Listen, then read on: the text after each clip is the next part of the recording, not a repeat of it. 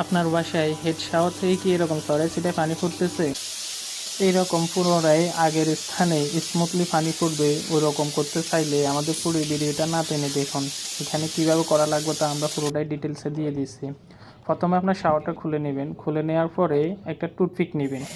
Toothpick দিয়ে আপনাকে যে কাজটা করতে হবে, একটা একটা করে ছিদ্র, এই শাওয়ারের ছিদ্রগুলা স্মুথলি ভিতরে ঢুকাইয়া আস্তে আস্তে রাউন্ড করে করে দু তিনটা মুখর দিবেন, দেখবেন মুখটা পুরোপুরি ক্লিয়ার হয়ে গেছে। এভাবে সম্পূর্ণ করার পরে সাবানের গুঁড়ি, জেট পাউডার বলেন বা রিন পাউডার, যে কোনো পাউডার, বাসা বাড়ির যে কোনো পাউডার দিয়ে এই শাওয়ারের উপরে দিয়ে আস্তে করে হাত দিয়ে ঘষা দিবেন। ঘষা দেওয়ার পরে দেখবেন এটা অনেকটা পরিমাণে শাওয়ার গুঁড়িগুলো মিশে গেছে। এরপরে একটা সফট ন্যাকড়া নেবেন, এরকম ন্যাকড়া নিয়ে পুরো শাওয়ারটাকে ডলা দিবেন।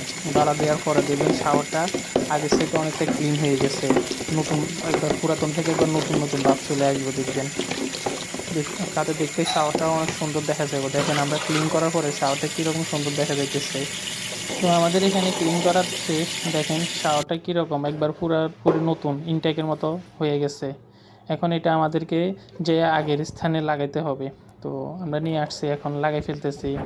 তো এখানে আমি একলা ছিলাম তাই নিজে এক হাতে লাগাইতেছিলাম। শাওয়ারটা অনেক ভারী, কোনো মিস্ত্রি যদি একলা যায় কখন এটা ট্রাই করবে না, কারণ এটা এক্সপেন্সিভ আইটেম, অনেক দামি। হাত থেকে পড়ে গেলেই আপনার এখানে হাজার হাজার টাকা লস হয়ে যেতে পারে, সেক্ষেত্রে মালিক পক্ষেরও অনেক টাকা লোকসানে পড়া লাগবে।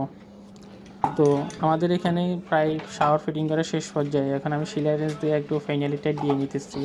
টাইট দেওয়া শেষ, এখন শাওয়ারটা ছাড়তেছে। দেখেন পানিটা কীরকম স্মুথলি ফুটতেছে, একবার নতুন শাওয়ার যেরকম পানি পড়ে ওই রকমই। তো বন্ধুরা আমাদের পেজের পাশে থাকুন, ফলো দিয়ে রাখুন, আর ইউটিউব থেকে দেখে থাকলে ইউটিউব চ্যানেলে সাবস্ক্রাইব করে দিয়ে যাবেন। এরকম আমরা নতুন নতুন ভিডিও যাতে আপনাদের জন্য নিয়ে আসতে পারি।